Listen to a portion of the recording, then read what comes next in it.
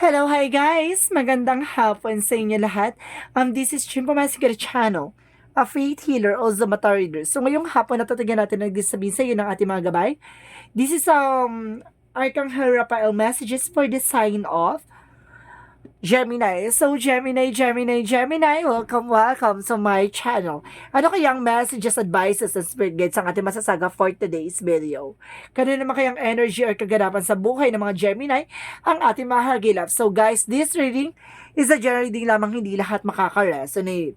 Kunin lamang po makaka-relate sa inyo and comment down below kung kaninong energy ang ating nasagap. And of course, don't forget to like and subscribe my channel and hit notification bell for more videos update. And of course, maraming salamat sa walang sawang pagsuporta sa aking channel. Lalo-lalo na hindi nag-skip ng ads na way pagpalain kayo ng Diyos at may kapal, no? Sigsig-liglig nag-uumapaw po ang bumalik sa inyo. And of course, don't forget to like and subscribe my channel and hit notification bell for more videos update. And of course, umpisahan na natin ang laban. Angel Spirit, please give me information for the sign of Gemini. So, anong pinaka-message sa'yo, Gemini, ng ating baraha? Laughter is the best medicine. Some of you kailangan yung tumawa-tawa dyan kasi nakakatulong yan para maalis yung stress at the same time, 'di ba? Yung maano yung puso mo and of course yung stomach mo, no? Kailangan talaga na exercise yan yung ating katawan. Pagdating sa iba kasi dating ng kapag tumatawa ka talaga, 'di ba? Nakakapagbigay ng ano 'yan, ng good energy at the same time maganda yung outcome sa katawan niyan. And of course, wag naman tawa ka ng tawa na parang baliw ha. Over na 'yon. Because there's a fresh air, no? Some of you kailangan mo talaga ng sariwang hangin. Some of you kailangan mo mag-unwind or some of you kailangan mong pumunta sa mga beach or some yung mga maraming mga halaman, gano'n. Yung mga, alam mo, makakalangkap ka ng sariwang hangin. Probinsya either, no? So, let's see what is additional messages. And because there is an exercise is the key. Some of you, kailangan nyo rin na exercise, no? Kailangan nyo na makakatulong yan sa inyo for good energy. Kasi some of you, you're stressed, no? And because you are deceptions at the same time, parang frustration, no? Kumbaga sinasabi sa'yo dito na kailangan mo talaga ng exercise para ma-release yung ano mo, yung worries mo at the same time. Kasi makakatulong talaga yung exercise at the same time yung pag-unwind, no? Para mawala yung worries mo at the same time. Yung mga minimal lang, no, na worries or stress. So, let's see what is the messages for you. Paano natin hihimay-himay yan? Bakit may stress na kaganapan dito, no? Or kailangan mo na sariwang hangin. So, kailangan mo rin tumawa minsan. So, some of you parang na kagad na problema, no? Parang namumroblema ka or may problema ka talaga sa sa negosyo o hanap buhay mo or trabaho, no? At the same time, there's a Queen of Swords. There's a bigger feature, no? Parang nakikita mo na yung kahihinat na ng eksena. Kaya parang nagkakaroon ka siguro ng voice. And of course, there's a waiting for a result or waiting for a shift, no? Huwag ka masyadong, kumbaga hayaan mong dumaloy o hayaan mong dumating, no? Huwag mong antayin ng bongga. So, there's a wheel of fortune. There's a destiny to happen. And of course, there's a good luck, no? May papasok na swerte sa'yo. Huwag ka mag-alala. So, what is additional messages? And of course, there's a Five of Pentacles. So, yun nga, nag-worry ka dahil siguro din sa financial loss na maraming nasayang na pera or some of you, mukha na problema ka sa financial ngayon. And of course, there's a King of Wands and of course, the Devil, no? Kumbaga, may gumagawa talaga sa'yo dito ng bagal, no? Ng pagpasok na magandang kapalaran pagdating sa finances. Ginagawan ka ng pampamalas or pampaalat. And of course, there's an Ace of Swords. And of course, there's Five of Swords. There's a breakthrough. Malalaman mo kung sino yung traidor, no? Kung sino yung nagbabackstab sa'yo sa trabaho mo. And of course, there's a Queen of Swords. What is the Queen of Swords? And of course, there's the Sun card, no? Habot tanaw. Nakuha mo na yung kasagutan sa lahat ng katanungan mo. Nakikita mo na kung sino tong ano na to, no? Sino tong inggitera na to? Sino tong binabackstab ka, no? And of course, there's a Knight of Wands. There's a there's a final decisions. And of course, na magdadala sa inyo ng wish fulfillment. May katuparan sa pangarap dito. So let's see what is the wheel of fortune. There's a magician. Oh, it's God perfect time. And of course, there's a God will. The destiny is yours. Ibig sabihin dito, nangyari yan dahil hindi kumbaga para mahirapan ka. Kumbaga plano ni God yan. Siguro yung plano mo ay hindi maganda, no? At mas maganda yung plano niya. Ibig sabihin dito, may gusto ka may sa katuparan pero hindi yun natutupadin ni God, no? May magandang plano siya sa'yo. The magician is God. Parang pinasok dito si God na parang the wheel of fortune is the destiny. Kapalaran mo. No? Yung kapalaran mo ay ilalahad at ilalantad sa'yo in a good way. And of course, there's a 9 of cups. There's a wish fulfillment. So what is the 5 of pentacles? There's a death card. See? Sinasabi sa'yo dito na maaaring may bankruptcy, no? Maaaring nagkaroon ka ng bankruptcy about sa finances or a source of income. So that because of the devil energy. Let's see what is additional messages. See? There's an everything is fine. Or there's a sinasabi na binackstab ka, no? Talagang binutray ka or something na ginawang ka talaga ng negativity. Inatake ka talaga dito, Tio. Kita mo yan? Di ba? Grabe, no? So let's see. Parang talagang inatake ka, baga inubos sa'yo lahat.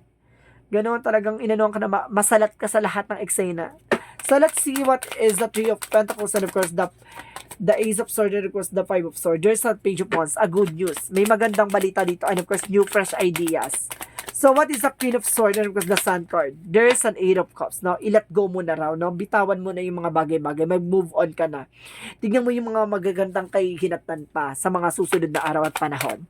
So what is the 3 of wands and the 9 of cups? And of course, there's a chariot card, taking action. No? Kumbaga, kailangan mo ng kumilos gumalaw para at least mailahad mo na at may sakatuparan mo na to. What is the wheel of fortune and the magician? And of course, there's a 9 of swords. Nagkakaroon ka ng anxiety, deception dito. Stress ka nga, no? And of course, there's a fear. Kumbaga, sinasabi na alisin mo yung takot at pangamba mo. Be confident, no? Sa ginagawa mo. Kasi merong mas magandang plano. O, see? There's a justice card. Makukuha mo yung hustisya. Magkakaroon ka ng balance dito. So, what is the 5 of pentacles and because the death card? There's a 5 of wands. Maraming competitor. Or some of you, marami kang, nagkaroon ng this, kumbaga, pag-aaway, no? Or parang hindi pagkakaunawaan. Parang nagkakaroon talaga dito ng okay, nagkaroon talaga dito ng competitions. Either parang let's see what is additional messages. See? Hindi matanggap, no? May mga bagay na hindi matanggap dito. No, kaya siguro ganito. Kumbaga, ginawan ka ng eksena para masalat ka o maubos ka. Kasi, kumbaga, nagkaroon kompetensya, hindi niya matanggap, no, na ayaw niya nauungasan. So, let's see what is the outcome. There's a recovery with the 3 of swords in reverse. Magkakaroon ka na rin ng recovery. And of course, there's a 2 of wands, no? There's two-sided, no? Dalawa yung way, no? Paano ka magsasucess. And of course, there's a 9 of cups. A blossoming abundance. And at the same time, there's an ace of wands. A new beginning is coming your way. At the same time, there's an 8 of pentacles. Trabaho, negosyo, hanap buhay. Kailangan mo mag-focus at the same time, no? Matatapos ditong negativity. Paano to matatapos? Gusto ko i-plano to. Paano to matatapos? See? There's an ace of cups. A new offer, no? Kumbaga, dahil to sa inggit, no? Or dahil sa selos. Ganon. At the same time, dahil sa there's a third party nga, no? Kumbaga, ang gumagawa nito, it's either your ex, or either the ex ng jowa mo, or ex ng asawa mo, or a family related, or friends, no? So, let's see what is a love oracle card. So, what is the love oracle card? What is the love oracle card? Engagement ring, and of course, sinasabi the engagement, there's a union, no? And of course, there's a palm tree. May stability and control, and of course, there's an information na magkakaroon ka ng security at swerte. Ang palm tree kasi is swerte, no? At talaga nakatadhana talaga mangyari. And of course, there's a photograph, no? Some of you, okay, thank you. Ginamitan ka daw ng picture. Picture yung ginamit sa inyo, no? So, let's see what is additional messages.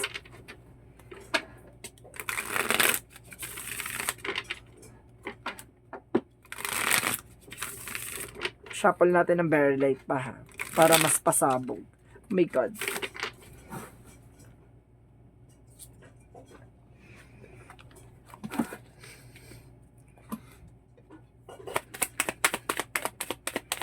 Oh my God.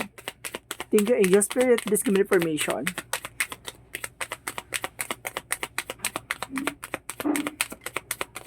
Memories. Some of you meron talagang remnants na mayroon talagang nakaraan. There's a truth. May lalabas ang mga bagay-bagay, no? Katotohanan. There's a memories. Meron talaga about sa nakaraan dito. And of course, there's a feminine. Babae yung gumagawa. My God. Ano tong energy nyo? So, what is Archangel Michael messages? You're on the right path. Napanood mo to, ho? Nasa tamang direction ka, no? Kailangan mo lang mag-take ng action. Additional messages. Energy healing work. So, ibig sabihin, kailangan mo magpagamot. Kailangan mo magpatingin at kailangan mong gamutin. At the same time, there's, forgive yourself, you done nothing wrong. No, patawarin mo yung sarili mo. Wala ka namang ginawang masama. Marami lang tao sa paligid na hindi matanggap kung ano meron ka, no? And of course, there's, oh my God, talaga nagre-reflect you. There's a deceit, oh. Pak, man kukulam, te. And of course, there's an action. Oh, isa pa, di ba? Kailangan mo mag-take na action. My goodness, nananayibalahibok dito. Ibig sabihin, nung kaganapan lahat ng stress and of course, lahat ng mga nangyayari sa'yo, it's all about black magic involved. The thinking woman, no? Some of you, ginawang ka nitong babae na to, oh. Ano to? Obsession to. Obsessed to sa tao na to. Kung hindi sa'yo o sa person mo, no? And of course, there's a prayer. Ginawang ka nito ng dasal. And of course, there's a complacency, no? Kumbaga, Diyos ko, ti. Some of you, baka magulang ang nanay niya pang gumagawa din. Complacency, parang parang ayaw niyang mag-isa or something, gano'n.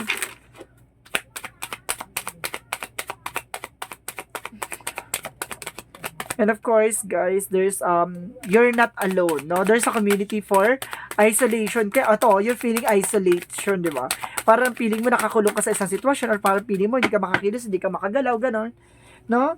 And of course, dito, there's an activated earth. There's a power places. And of course, that's where you led. Ibig sabihin dito, ilalagay ka ni God kung saan ka talaga nararapat. And of course, you're not for everyone. So, face your true north. Ibig sabihin dito, may weirdness or something na meron talaga nakalaan para sa'yo. At the same time, karmic relationship.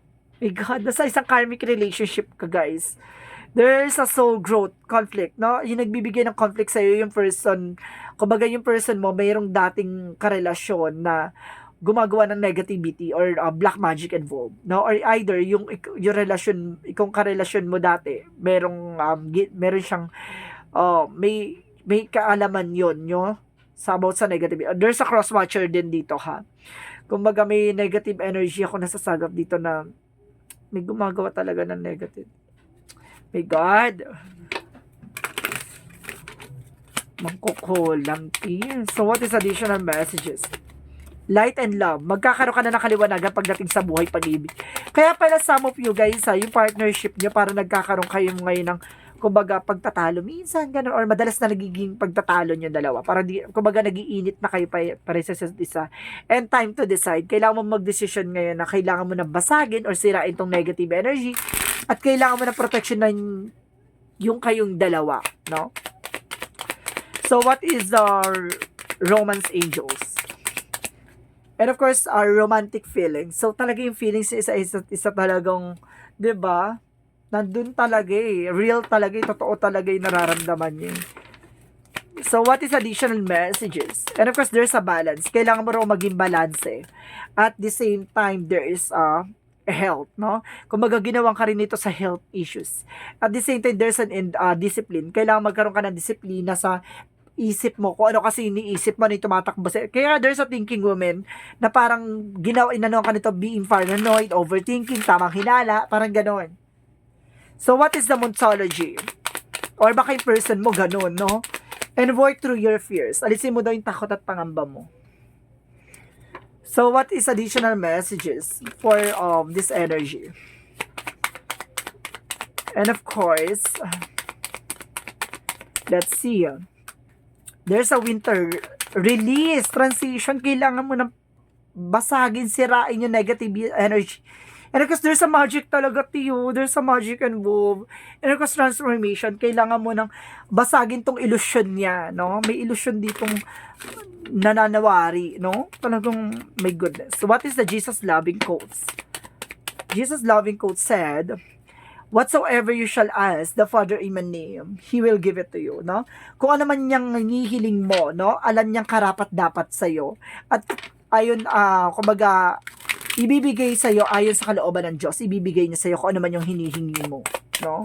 Ano mang nilalapit mo, kapag alam niya makakabuti sa'yo, ipagkakaloob niya. So, what is the angel's number? Angel's number represent 27. I am expressive. Your mind is wide open and you are tolerant and compassionate towards all ways of life. Your value, freedom of expressions, and want to improve the condition of people, whether in your community, country, on the world, and at large. Ibig sabihin dito, mag-ingat ka, no, sa pag-express yung mga nararamdaman mo. Kasi ginagamit yan sa being a witness or nakakakuha sila ng information rather sa'yo, no? Kumbaga sinasabi, maging, yung expressive or pagiging talkative or something, no? Yung parang nilalabas mo yung gusto mo talagang sabihin or yung pumapasok sa isip mo, nilalabas mo. So, sinasabi dito na limitahan mo. Kasi minsan ginagamit yan para magkaroon ng sabotage, no? So, let's see what is the messages of life. And of course, there's a stand tall and strong. Today, I choose to remain positive. I face all my challenges within strength and courage. I will not deny or turn away. I do not allow myself to be carried away by negative thoughts. I stand tall and strong and live each moment in joy and peace, leaving my future in God's hands. I believe in life because life believe in me. So, ibig sabihin dito, lumalakas, no? Kumbaga, tumatayo ka sa sarili mong paa, talaga naninindigan ka, no? Na kaya mo at talagang alam mo yung paniniwala at paninindigan mo dito, no?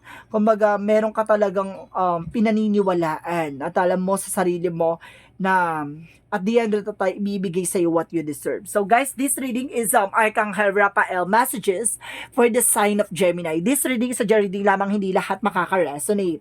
Kung hindi lamang pa makaka-relate sa inyo, comment down below kung kaninong energy ang ating nasagap. And of course, don't forget to like and subscribe my channel and hit notification bell for more videos update. And of course, maraming salamat sa walang sawang pag-support sa aking channel.